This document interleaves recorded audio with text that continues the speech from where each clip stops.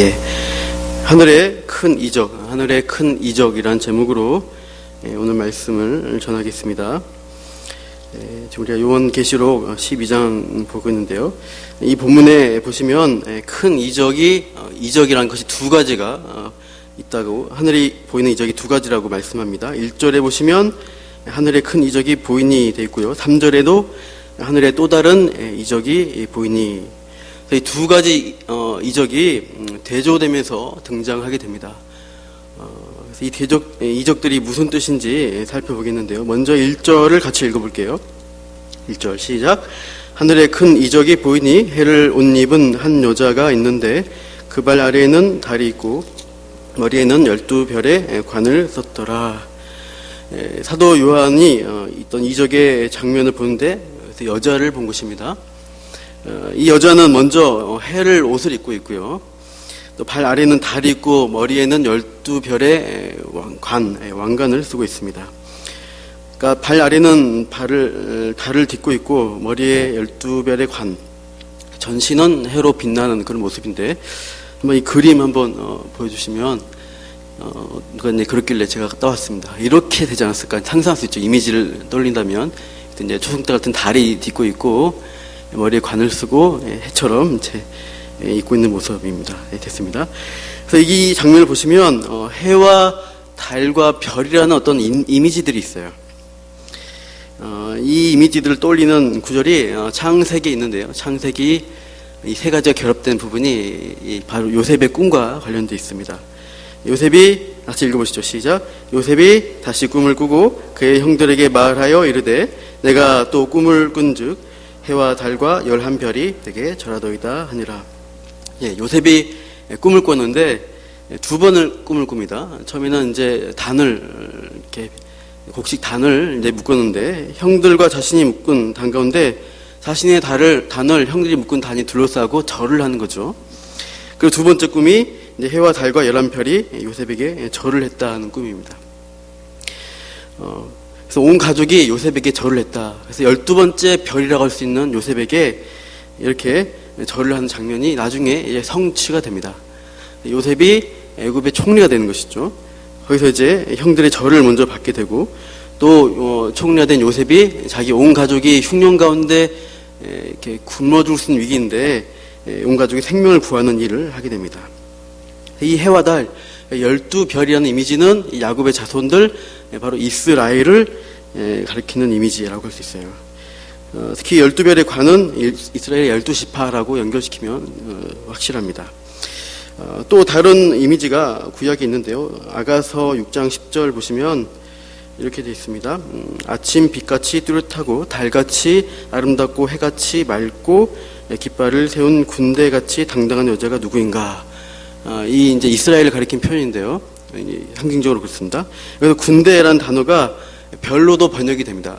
그래서 NIV 영어 성경에서는 이것을 이제 행진하는 별같이 당당한 여자가 누구인가 이렇게 이제 번역이 되어 있어요. 이런 세 가지 이미지가 여기도 있고요. 또 이사야서에서는 회복된 이스라엘을 여자의 이미지로 이렇게 표현하게 되는데,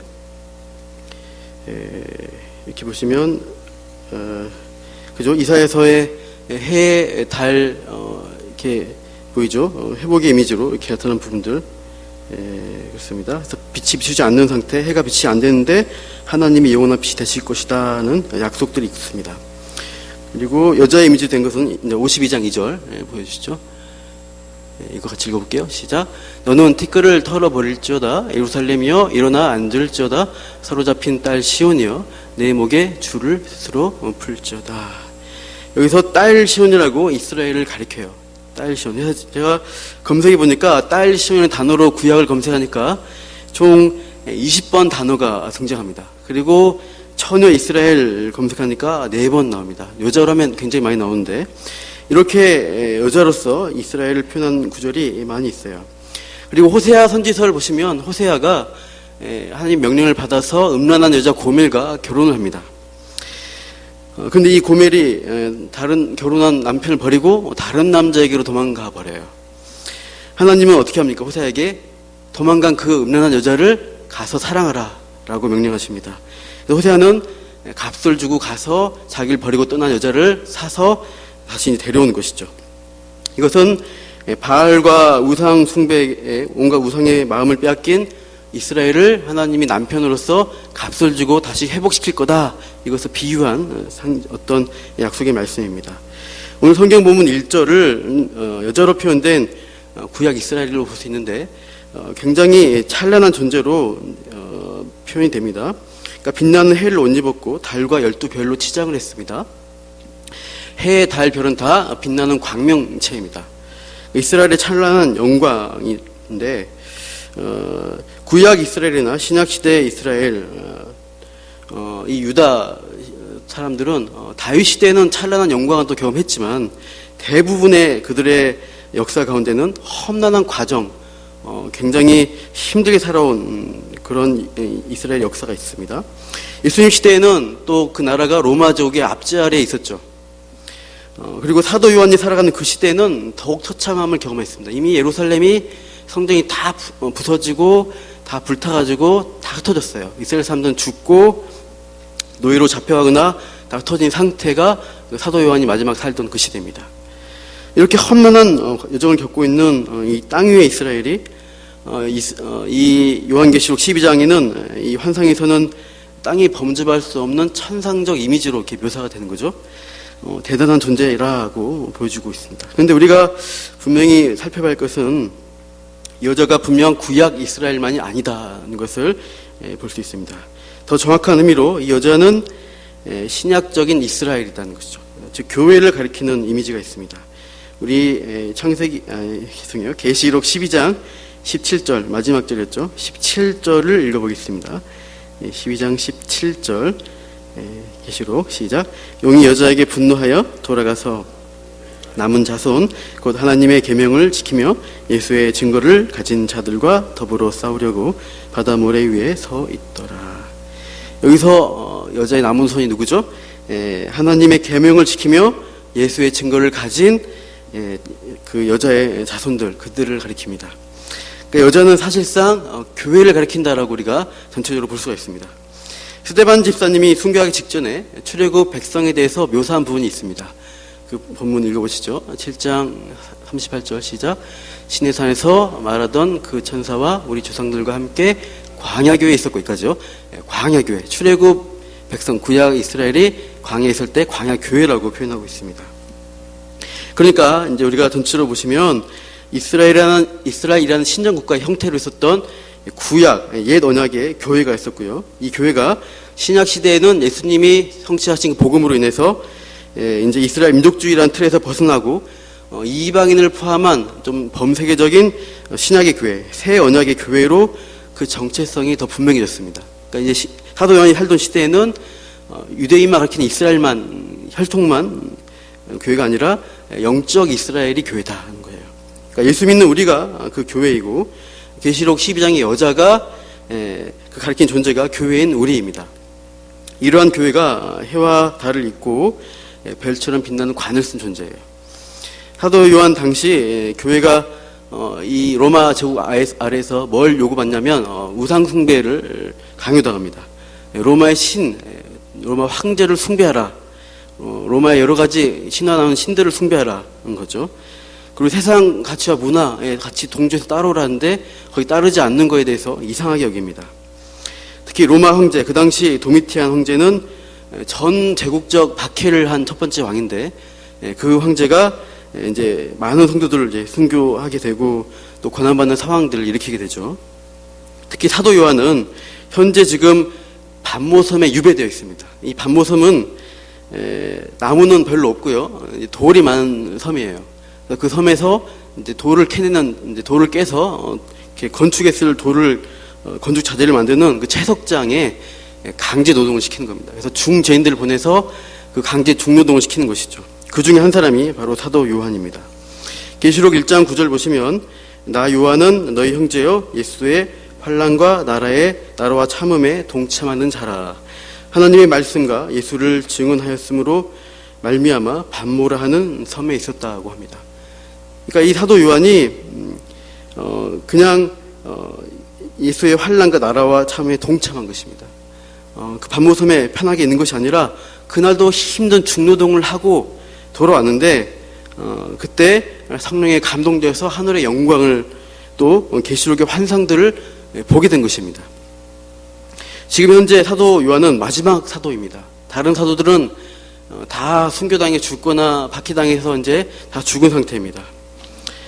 이제 마지막 남은 사도 요한에게 또 유배지에서 죽는다 하다가 언제 죽을지 몰라요. 사고 나서 또 힘들어서. 그런 상황에서 하나님은 사도 요한에게 교회의 영광스러운 장면을 보여주시고 있어요. 그것이 이제 계시록 전체의 모습이고 또 오늘 본문이라고 할 수 있습니다. 오늘 본문 1절에서 교회는 어떤 모습이에요? 달을 딛고 해를 입고 있는 모습. 땅이 어떤 힘으로 어떤 권세로 파괴할 수 없는 천상적 존재이다. 이 사실을 보여주십니다. 구약의 12지파, 신약의 12사도를 나타내는 그 영광스러운 왕관이 있고 또 해와 달을 입은 빛나는 존재가 바로 교회다. 너희들이다. 이게 교회의 진짜 모습이다. 라고 말씀하시는 거예요. 예수님이 이 땅에 목수의 아들로 오셨죠. 제자들을 데리고 좋은 집에서 잔 것이 아니라 그냥 길 가다가 잘 때 되면 길바닥에서 그냥 겉옷 입고 자고 또 가다가 아무렇게나 뭐 먹고 뭐 이삭 뭐 이렇게 지나간 나달 해가지고 뭐 비벼 먹고 뭐 그런 식으로 지냈습니다. 그러니까 행색이 어땠을까요? 예수님의 행색이 뭐 이렇게 영화에 나오는 것처럼 깨끗하고 그러지 않습니다. 굉장히 꾀지지한 그런 모습이었다고 할 수 있어요. 그런데 그 예수님이 그런 행색을 하고 변화산에 오르게 되는데 변화산에 오르게 되니까 어떤 일이 일어납니까? 마가복음 9장 3절 혹시 말씀 있을까요? 없어요. 제가 읽을게요. 그 옷이 광채가 나며 세상에서 빨리 하는 자가 그렇게 희게 할 수 없을 만큼 매우 희어졌더라. 옷이 갑자기 더러운 옷이 광채가 나고 세상에서 빨리 하는 사람이 할 수 없을 정도로 희게, 더 이상 희게 할 수 없을 정도로 깨끗하게 희어졌다 말씀이에요. 예수님이 진짜 모습이 뭐냐 했을 때 그 변화산에서 드러난 모습이 진짜입니다. 이 땅에 성육신해서 사람의 몸을 입고 이제 살아가지만 잠시 잠깐 이 땅에 살 때는 흙먼지 쓰고 살아야 돼요. 더불어 사니까. 하지만 그 실상은 영광스럽게 빛나는 존재가 예수님이시죠. 그래서 그런 실상이 예수님이신데 그분을 머리로 하고 그분의 몸된 교회인 우리 성도가 또 그런 존재라는 것이죠. 한번 옆 사람을 한번 보세요. 어떻게 보이십니까? 하루 종일 일하다가 그냥 피곤해 쩔고 세상에 찌들어서 온 별 볼 일 없는 그런 모습일 수 있는데 겉모양은 지금은 이 모양 입고 그러지만 나중에 본색이 드러납니다. 본색이 드러나시면 찬란한 영광이 나타나실 분이다. 그렇죠. 한번 이렇게 인사하시죠. 몰라봐서 죄송합니다. 당신은 거룩하고 영광스러운 교회입니다. 이런 교회예요, 여러분이. 그래서 이 교회와 성도의 긍지를 가지고 우리가 먼지 나는 세상이지만 살아가야 됩니다. 다음 3절에 나오는 이적을 한번 보시면 또 다른 이적이 있는데 3절과 4절 12장 3절과 4절 읽어보시죠. 시작. 하늘에 또 다른 이적이 보이니 보라 한 큰 붉은 용이 있어 머리가 7이요 뿔이 10이라. 그 여러 머리에 7 왕관이 있는데 그 꼬리가 하늘의 별 3분의 1을 끌어다가 땅에 던지더라. 용이 해산하려는 여자 앞에서 그가 해산하면 그 아이를 삼키고자 하더니 하늘에 큰 붉은 용이 이제 이적이 보이는데 그 용은 헬라어로는 드라콘이고요. 영어로 드래곤입니다. 언어가 그렇습니다. 구약 개념에서 용이라고 넣은 말씀들을 찾아보면 시편 74편 보여주시면요. 이렇게 있죠. 주께서 주의 능력으로 바다를 나누시고 물 가운데 바다 용들의 머리를 깨뜨리셨으며 이런 시편의 구절이 있어요. 그리고 14절에서는 그 용을 리오야단의 머리를 부수셨다라고 또 표현되어 있습니다. 그 다음 시편 51편 9절 보시면 여호와의 팔이 하려 깨서서 하면서 능력을 이제 베푸시는데 라합을 점이시고 용을 찌르시니 주가 아니시니까 여호와의 대적자가 있는데 용 그리고 라합 앞에는 이제 리오야단이라는 단어로 되어 있습니다. 히브리어로 용이란 존재가 리오야단, 라합, 베헤못 이런 표현과 동격으로 구약에 많이 나타납니다. 그러니까 이 괴물들의 이름은 고대 사람들에게 공포와 죽음을 부르는 바다의 무시무시한 괴물로 인식이 되어 있었습니다. 이 용이란 말이 다른 성경에서는, 다른 구약 성경에 이렇게도 번역됩니다. 같은 말인데 이렇게 번역하죠. 욥기 7장 보시면 내가 바다이니까, 바다 괴물입니까? 어때서 나를 이렇게 힘들게 하십니까? 이런 말씀인데, 바다 괴물이 용이라는 단어 같은 탄닌이라는 단어고요. 에레미야 51장 34절에도 중간에 보시면 큰 뱀이라 되어 있습니다. 이것도 용으로 번역된 단어가 다르게 이제 큰 뱀으로 되어 있습니다. 다 용이란 탄닌이라는 단어인데 이렇게 되어 있죠. 구약에서 용은 바다 괴물인데 큰 뱀과 같은 길쭉한 괴수로 표현되어 있어요. 우리 계시록 12장 9절을 보시죠. 오늘 본문에 이 용에 대해서 명료한 해석이 있습니다. 12장 9절 같이 읽어보겠습니다. 12장 9절 시작. 큰 용이 내쫓기니 옛 뱀 곧 마귀라고도 하고 사탄이라고도 하며 온 천하를 꿰는 자라. 그가 땅으로 내쫓기니 그의 사자들도 그와 함께 내쫓기니라. 용과 뱀 같은 큰 용이 이 구절 보니까 옛 뱀이고 마귀이고 사탄이라고 한 존재임을 분명히 오늘 본문에서 정리를 해줍니다. 하와를 유혹해서 아담과 하와가 범죄하게 만든 그 에덴 동산에서의 옛 뱀, 사탄이죠. 그 사탄이 그 이미지가 뱀과 같이 생긴 큰 괴물용이다. 이렇게 오늘 본문이 묘사합니다. 이 용이 가지고 있는 색깔은 붉은색이라고 되어 있습니다. 이 붉은색은 피를 상징합니다. 괴물이 피 색깔을 띠고 있다면 이제 그 피가 희생자일 피라고 우리가 생각할 수 있죠. 바로 죽임당한 어린 양의 피를 뒤집어 쓰고 또 순교당한 성도의 피라고 할 수 있습니다. 계시록 16장 6절 한번 보여주십시오. 읽어보십시오. 시작. 그들이 성도들과 선지자들의 피를 흘렸으므로 이제 피를 마시는 것이 합당하니라 하더라. 그 이제 용들의 세력, 사탄의 세력들이 성도와 선지자의 피를 흘렸습니다. 이러한 피칠갑한 붉은 용, 그 사탄이 머리는 어떻게요? 7개가 있어요. 그리고 뿔은 10개. 그 7머리는 또 7왕관이 씌워져 있다라고 3절에 묘사합니다. 7이라는 숫자는 완전수이고요. 10이라는 숫자도 완전함을 가리키는 숫자입니다. 머리가 7이라는 것은 그 용의 지혜, 어떻게 보면 꾀, 그 술수, 그게 완전한 것이죠. 그런 지혜와 꾀, 이런 것을 가지고 그 위에 왕관이 씌워져 있는데, 이것은 왕관은 주권입니다. 통치권. 그러니까 그 지혜를 가지고 이 땅을 통치하는 압도적이고 막강한 권능과 권력이 있다는 상징이죠. 그 권력이 어디에 발휘되는가 보니까 땅입니다. 4절 보시면 용이 꼬리로 힘을 이제 발휘하는데 천상의 존재인 별을 또 3분의 1을 끌어다가 땅으로 던져버립니다. 이 별이 땅에 떨어지는 이 부분은 다니엘서 8장의 10절의 인유입니다. 인용된 비유로 이제 나타난 건데 한번 다니엘서 8장을 좀 펴보십시오. 성경 다니엘서 8장을 한번 펴보겠습니다. 구약 다니엘 8장 10절을 보시면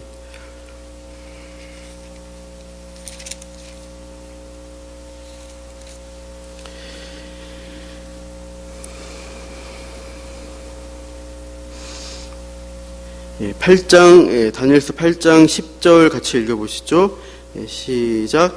그것이 하늘 군대에 미칠 만큼 커져서 그 군대와 별들 중에 몇을 땅에 떨어뜨리고 그것들을 짓밟고, 어떤 작은 뿔이 커져서 온 땅에 영향을 미치면서 하늘 군대에 영향을 미쳐서 이제 별을 몇을 떨어뜨립니다.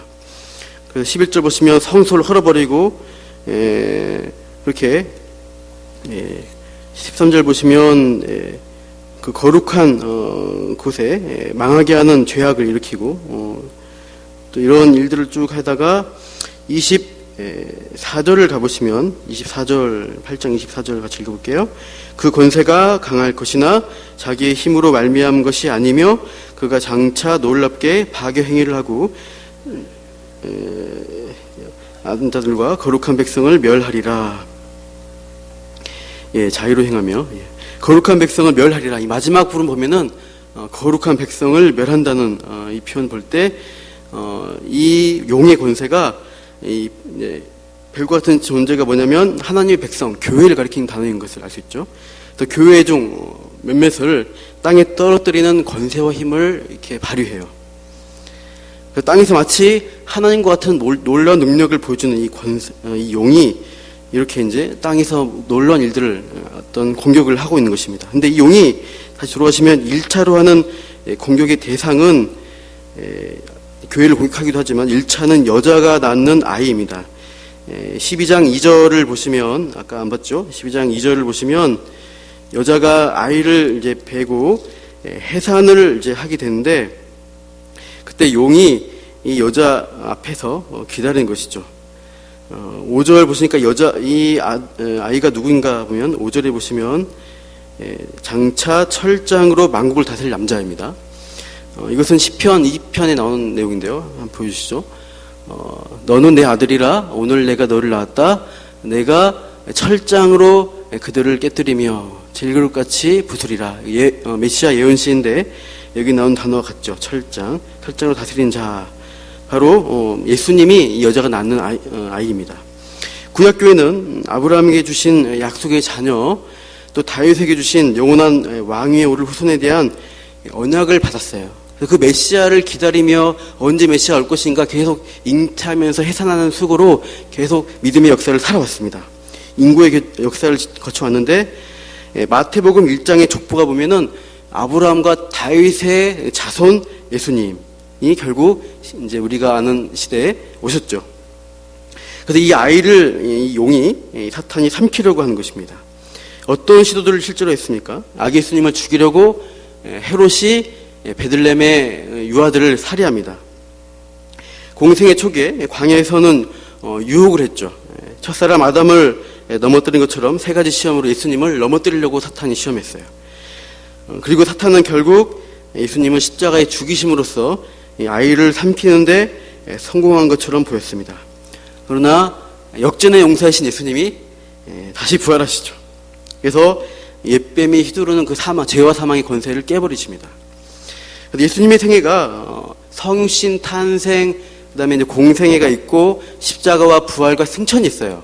이 긴 과정이 있는데, 오늘 본문 5절을 보시면 5절에서는 요한계시록 12장 5절에서는 어떻게 해요? 아이를 낳자마자 그 아이가 하나님 앞과 보좌 앞으로 올라가시죠. 그러니까 승천을 보여주는데, 출생에서 바로 승천으로 그 과정을 압축해 버리십니다. 그래서 용에 대한 승리를 과감하게 즉각적으로 보여주고 있어요. 승리라는 것이죠. 예수님이 부활 승천하여 그 하나님 보좌 우편에 앉으셨죠. 그래서 철장으로 만국을 다스리는 남자로 지금 이제 그 권세를 실행하고 계세요. 그리고 이제 때가 되면 용의 남은 권세를 다 이제 멸해서 심판으로 다 끝내실 것인데, 그러면 용은 지금 이제 그 중간에 뭐 하느냐 보니까, 우리 계시록 12장 12절 중간에 보시면, 계시록 12장 12절 중간, 자꾸 제가 본문 넘어가게 되네요. 다 연결돼가지고 다음 주에 된 본문인데 자꾸 하게 돼서 좀 이건희 목사님께 죄송하네요. 12장 12절 중간에 보시면 이렇게 있습니다. 이는 마귀가 자기의 때가 얼마 남지 않은 줄을 알므로 크게 분내어 너희에게 내려갔습니다.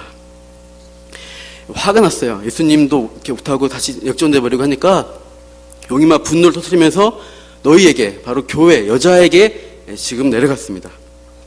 13절, 우리 12장 13절 다 같이 읽어보시죠. 시작. 용이 자기가 땅으로 내쫓긴 것을 보고 남자를 낳은 여자를 박해하는지라. 그 남자를, 예수님을 낳은 이 교회 여자를 박해합니다. 그래서 여자는 어떻게 합니까? 광야로 날아갑니다. 14절에 그 뱀의 얼굴을 피해서 한 때와 두 때, 반 때를 광야에서 양육을 받게 됩니다. 3년 반의 기간이죠. 이 같은 표현이 12장 6절에 나오죠. 12장 6절 보시면 그 여자가 광야로 도망하며 거기서 1260일 동안 그를 양육하기 위하여 하나님께서 예비하신 곳이 있더라.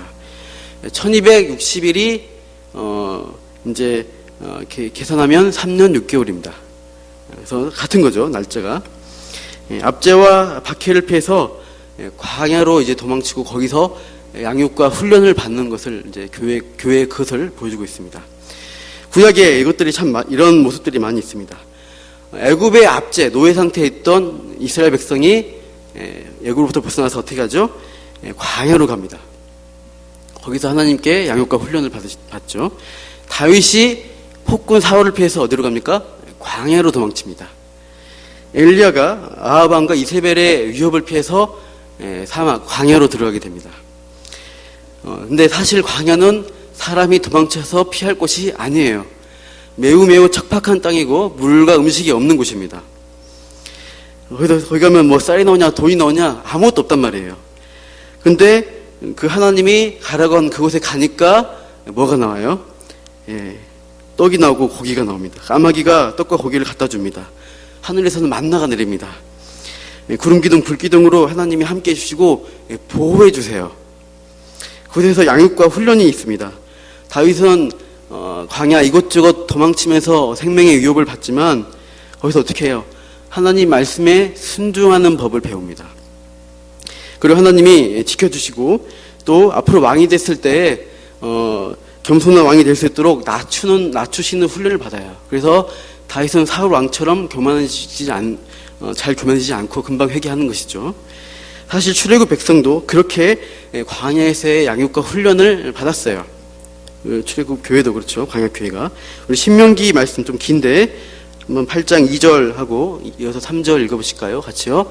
내 하나님 여호와께서 이 40년 동안에 내게 광야 길을 걷게 하신 것을 기억하라. 이는 너를 낮추시며 너를 시험하사 내 마음이 어떠한지 그 명령을 지키는지 지키지 않는지 알려 하심이라. 3절. 너를 낮추시며 너를 줄이게 하시며 또 너도 알지 못하며 내 조상들도 알지 못하던 만나를 내게 먹이신 것은 사람이 떡으로 사는 것이 아니요 여호와의 입에서 나오는 모든 말씀으로 사는 줄을 내가 알게 하려 하심이니라. 광야길 가운데서 하나님이 참 고생길이죠. 그러나 거기서 낮추시고 순종의 훈련을 받게 하시고 사람이 맛있는 거 애굽에서의 고기 먹고 맛있게 사는 것이 아니라 하늘의 만나를 먹고 사는 게 진짜 하나님이 사는 것이다. 말씀을 먹고 살아야 된다. 이 훈련을 하셨습니다.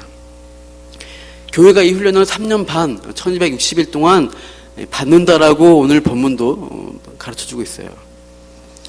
근데 왜 3년 반이냐 하니까 이 날짜를 제가 보니까 어떤 주석을 보면 아합 시대 엘리야가 예언해서 비가 내리지 않게 하는데 그 기간이 3년 반입니다. 야고보서에 보시면 3년 반으로 되어 있습니다. 그리고 출애굽 광야의 기간 보시면 이스라엘이 민수기 33장 보시면 진을 친 횟수가 나옵니다. 그래서 세보면 실제로 42번 진을 쳐요. 42번. 3년 6개월은 42개월이 됩니다. 개월수로 따지면요. 42라는 숫자가 또 어떻게 진 치는 것과 연결이 되긴 됩니다. 그럴듯하다 생각이 들었어요. 주석 읽으면서. 또 예수님의 공생의 기간 6월절이 3번 들어가니까 만 3년이 반드시 넘는 기간이 되는데 대략 3년 반 기간 가깝다라고 봅니다. 이러한 기간들과 상징들을 연결하면 오늘 본문의 6절과 14절 교회가 광야에 머무는 그 기간은 예수님의 초림과 재림 사이의 교회 시대, 신약 시대라고 우리가 보면 넓게 보면 이렇게 볼 수 있지 않나 생각이 들어요. 그래서 그 기간 동안에 교회가 광야의 삶을 살아가고 있는 거예요. 근데 그 기간이 이 광야에 있다고 해서 아무 문제가 없는 것이 아니라 12장 17절을 보시면 용이 어떻게 해요? 광야의 14절 이후 보시면 15절 16절 보시면 용이 이 물을 토해서 물에 떠내려가는 고난을 광야에서도 일으킵니다. 그러니까 교회가 광야에서 안전하게 있는 게 아니에요. 용이 공격을 해요. 계속. 이 42달이 11장 2절 한번 보십시오. 계시록 11장 2절을 보시면 앞에 거기도 42달이 나옵니다. 성전 바깥 마당은 측량하지 말고 그냥 두라. 이것은 이방인에게 주었은즉 그들이 거룩한 성을 42달 동안 짓밟으리라 되어 있습니다. 이방인 하나님 대적하는 이 사탄의 세력들이 거룩한 성을 42달 동안 짓밟는다라고 되어 있어요. 그러니까 박해와 고난이 있다는 것이죠. 교회에. 그래서 거룩한 성 교회가 이 42달 3년 6개월 1260일 예수님도 초림부터 재림까지 어떻게 보면 긴 기간 동안 고난과 박해를 당하는 가운데 놓여 있다. 용이 우리를 공격한다. 이 말씀입니다. 그러니까 흔히 예전에 한국 교회에서 이 계시록 말씀을 할 때 휴거 신앙 하면서 예수 믿는 사람은 7년 대환란이 올 텐데 그 환란에서 비껴나가 휴거되어서 모든 환란에서 면제되고 안전하게 있다가 예수님이 땅에 재림하시면 다시 그때 천년왕국 누린다.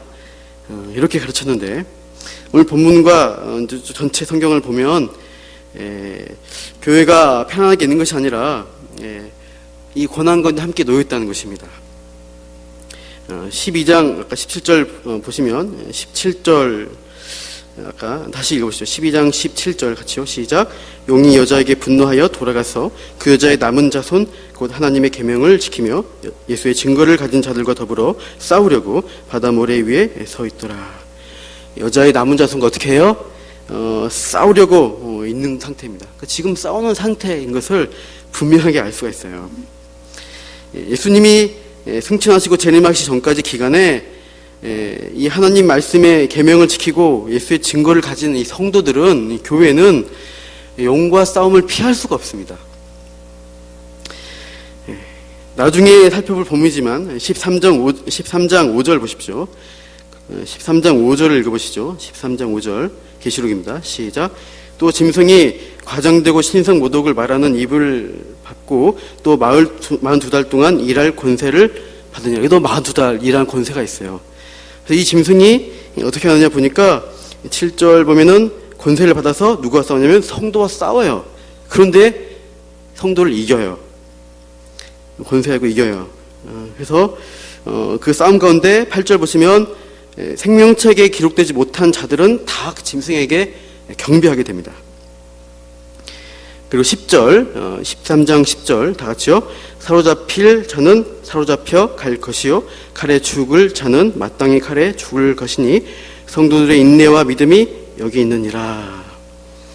성도의 인내와 믿음이 이 싸움을 어떻게 하느냐에 따라 그 증명이 된다라고 말씀하고 있어요. 이런 것들 봤을 때 참 이 마지막 때 될수록 이 교회가 용과 사탄의 남은 때와 남은 기간 가운데 예수님 재림하기 전까지 계속된 싸움이 있는 것을 우리가 알게 됩니다. 그러니까 두려운 일이죠. 성도들이 지는 장면이 있다는 것이죠. 분명히 사탄의 권세가 점점 강해져서 우리를 누르고 우리를 죽이고 박해한다는 것입니다. 그래서 성도는 인내가 필요하고 믿음으로 견뎌야 한다라고 말씀하고 있어요.